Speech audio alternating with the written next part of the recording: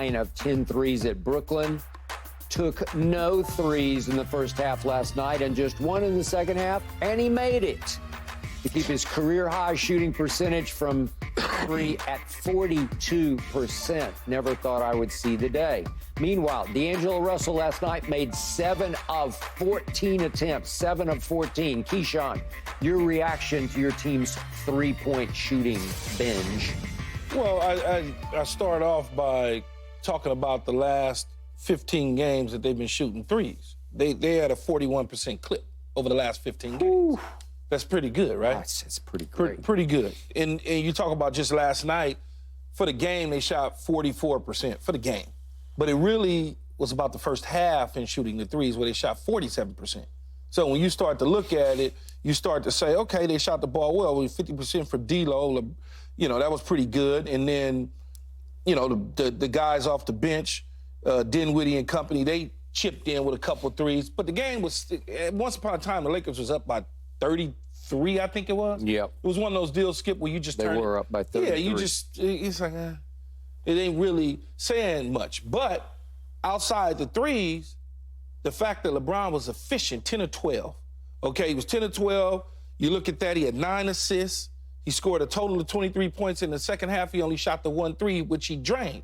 As we talked about yesterday, what we were taking bets on what he would shoot coming off that 9 for 10 game. Yep. And I'm like, well, he'd probably be 3 of 7. You did. Well, he didn't even get to 7. He just shot 1 of 1 because he really didn't need to, based on the way everybody else was cooking. His minutes was down, okay, and he was efficient. So everybody else kind of got involved and chimed in. Now, my one pet peeve of all this is I need Austin Reeves to start playing. I get it. Right. He hadn't played well since the Bucks game, I don't know, 5 games or 6 games ago. But I need him to start. Come on, man. You got to start being a little more consistent, and then I think we'll be okay. He will. No, I'm just saying. And you will. Needs to. Yeah. Let's go. All right. The first thing, my biggest takeaway from last night was the Lakers went in there and did exactly what they're supposed to do. Yeah. That team has now lost 14 in a row. It's just waiting till next year. Scotty Barnes is out. It's just like they got big issues going on. Drake doesn't even go to the games anymore. So the point is that I loved it because this is the kind of game they blew earlier this year. Pre-All-Star break, this is the kind of game that just sit there right on that schedule and you'd say, no, you don't got that one. They got you. And you went in there and you stepped on them. And it was reasonably close at half, and then in the third quarter, you stepped on them. And LeBron said, well, maybe I need to try 1 3 in the third quarter because it's probably time for me to try one because we need the one right now. There's about 5 minutes left in the third. And he just rips it from the corner. And all of a sudden, the floodgates open and it goes to 33, as you talked about. Mm-hmm. The other thing with LeBron that I loved last night, in his past, he has struggled from 3 where he'll have one hot night and then he falls back in love with it and feels compelled to live up to the 9 of 10 or whatever the previous night was. And he'll go 2 of 10. And I said yesterday, well, the history would tell you he's going to go 2 of 10 tonight because he'll try it and then he'll lose the hot hand. Well, no, he said, you know what? This is Toronto. I don't even need to waste my threes on Toronto. And by the way, D'Lo, who set the record already this year for the most made threes in a season, and you always say, well, we've never shot threes before, but he is a dead eye. I don't care what you say. He's got that quick stroke and that it's feet on the floor. He's not a jump shooter, but you want to talk about catch and shoot in a split. It's just gone. He can do that against. He can do that against Toronto. Okay, but you don't trust trust the fact that he had 44 against Milwaukee. Yep. April 6th on a Saturday, we played Cleveland at home. I don't care about the Washington game.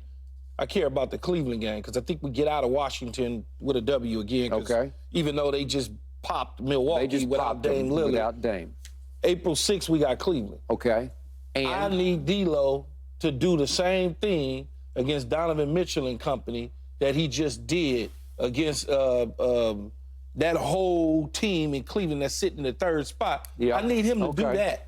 Well, I need him doing it against the Raptors. I know, but I need him doing it whenever the play-in starts because I'm pretty sure. Yeah. That too. Yeah. Okay, so last night, LeBron was incredibly efficient because since All-Star break, Keyshawn, he's been historically efficient since the All-Star break. Every night, he's up around 60% from the floor, and now he's at 42% from three.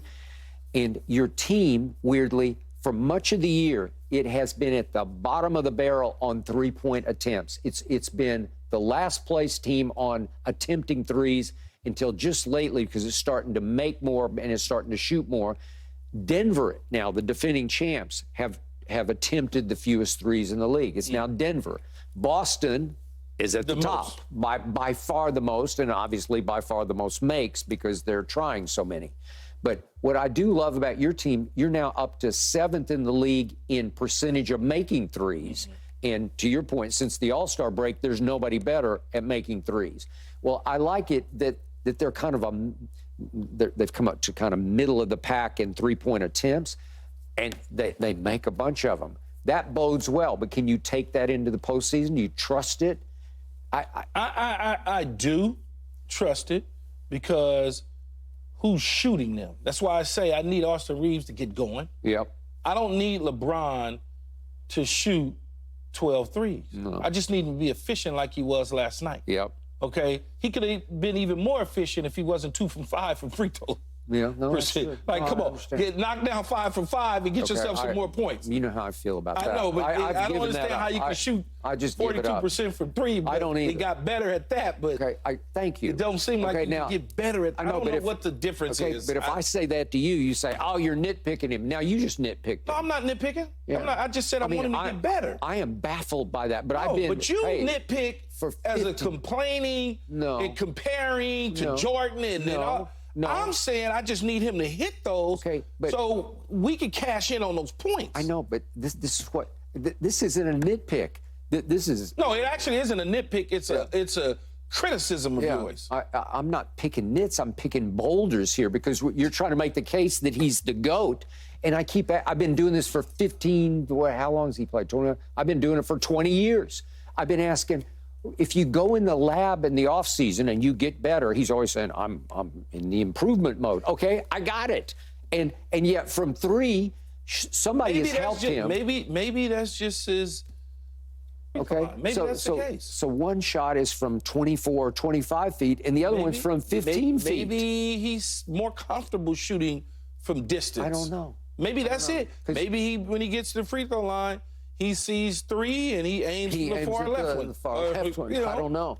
But there's rhythm to his three-point shot, and it's starting to look better. There are times in the past where it just gets awkward looking, but he's in rhythm, and it has flow to it. But obviously, you can create rhythm because you're either going to catch and shoot it, or you're going to dribble, step back and shoot it on some kind of tempo. You know, it's gonna have a feel to it. The other one, you have to create your own tempo because you're standing by yourself. There's nobody guarding you, and you got some time to dribble. Once they hand him the ball to shoot it, maybe he just shoots it. I don't know. I don't know. He's tried 1,000 different techniques at it, different strategies, how he goes at it. And I like the current one because it's just one hard dribble and he let it fly. But he just hovers around that 74% mark. And by his standards, it's no good. It's no good. And what has always gotten me about him is if he had been Jordan-esque, which is 84%, do you know how many more points he would have scored, how soon?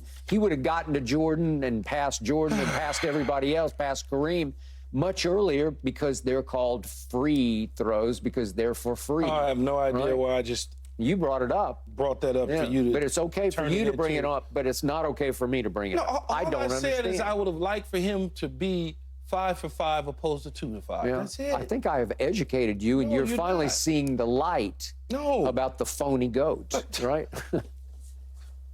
Jeez. You can't be the GOAT when you shoot 74% from the free throw line. You just can't. There's different. Come on. There's different goats everywhere in the barn, man. There's different goats. Different goats. I mean, I'll give you barnyard goat if you want that, but not greatest of all time goat. It depends on who you're asking. Really? Depends on who you're asking. Okay. Some would agree with you. Some would disagree. You're starting to feel better about your Lakers. Well, I've always felt good, but yes, I'm feeling better. And as I said before, I'm not sure we can't catch the 6. The Mavericks are what are the Mavericks right now? Sitting in 6? I think they're sitting in the 6th spot. Yeah, they lost at Golden State. We're going to talk about it in just a minute. I don't feel bad. I mean, I don't feel like we can't leapfrog those teams in front of us. Our schedule